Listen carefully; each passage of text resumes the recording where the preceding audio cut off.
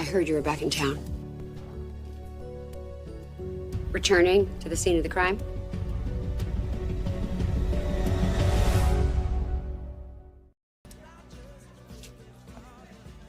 I want to apologize for knocking you unconscious the night I left town and for putting you in the hospital.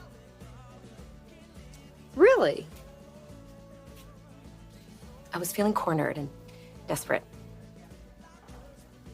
Okay, because we were never actually able to prove that that was you. So the fact that you're admitting it now, that's something.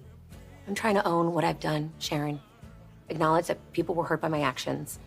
Okay. Well, thank you for that. And are you feeling guilty for anything you've done? What would I have to feel guilty about? Encouraging Adam's interest in Connor and Christian. Look what that has led to. He is trying to take Christian away from Nick. I mean, sending the tabloids that bogus article, releasing that video. We both know that was Adam's doing. I'm sure it was, but I have nothing to do with it. You awoke something else in him instead. I mean, you may have been trying to appeal to his better angel, but now he's got all sorts of a God complex, okay? I mean, he really thinks that he's the only man on the planet that can raise those two boys, and he doesn't care who he has to step on to get that done. And you're trying to blame that on me? Adam is a grown man. Why don't we blame him for his own behavior? I actually told him that I think what he's doing is wrong. And in our last conversation, I even called him a cold-hearted bastard. Well, I think you came to that realization a little too late. Come on, Chelsea, you are the one responsible for putting Adam on his current path. Hiding Connor from him and deciding to stay with Nick, I mean, you had to know how Adam was going to react to that. My husband had just passed away. Well, I'm sorry.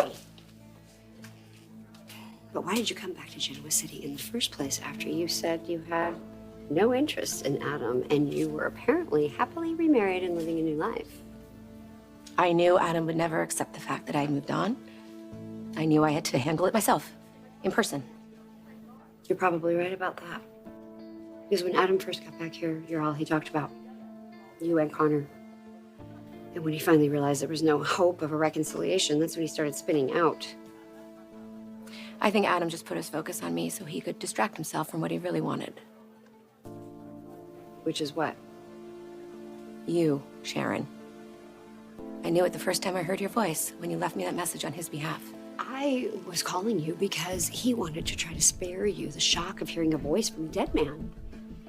And yet, he chose to ask you for help over anybody else. And that's because, for Adam, it's always been you. You're wrong about Adam and me.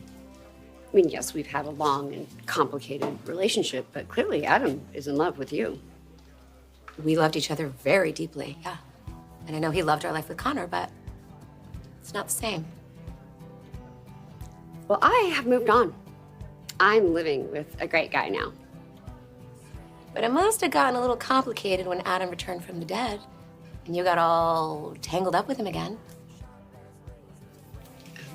Ray understood that I was just trying to help a friend. And Adam is not going to be an issue for us anymore. There is a reason Victor enlisted you to help Adam gain his memory back. He knows that you can get through to him more than anybody else. Victor didn't know how to find you. You've always been the constant in his life, Sharon. For better or for worse. I mean, you understand him in ways that nobody else does. So, you can steer him away from his worst impulses. I tried, and I failed. Like you said, I maybe made things worse. So, try again. I can't. I have got to remove myself from this whole situation. He's going after Christian. Before we know it, he's going to be coming after Connor. That's not my fight. Have you thought about sitting down with Adam and trying to reason with him? You and Nick. Try to come up with a plan that works for all of you. Reason with him, really? Look, I've told Adam that I hate the way he's handled this. But honestly, Adam is Connor and Christian's biological father. Doesn't he deserve to have some role in their lives? Not this version of Adam. You know why he's lashing out and why his relationship with his sons is so important to him. He didn't know Victor, and because of that, it really shaped Adam's life and it made him feel like an outsider. And he's just trying to spare Christian from having that same feeling. But Christian doesn't need to be spared from anything. He has a wonderful father, a father that Adam actually chose for him. I agree with you.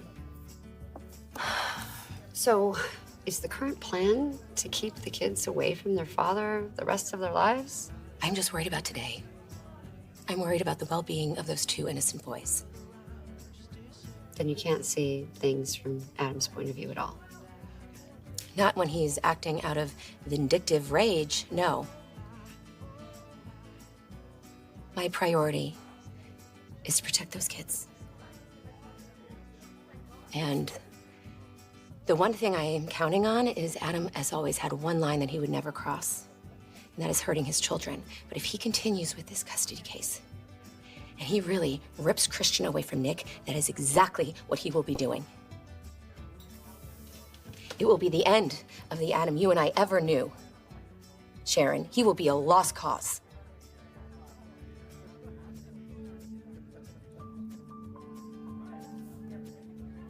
You'll never believe he's a lost cause, will you?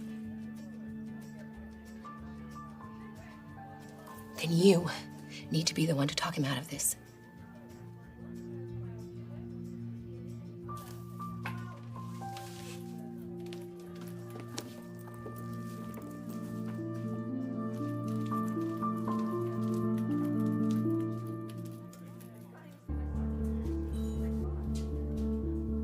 I was wondering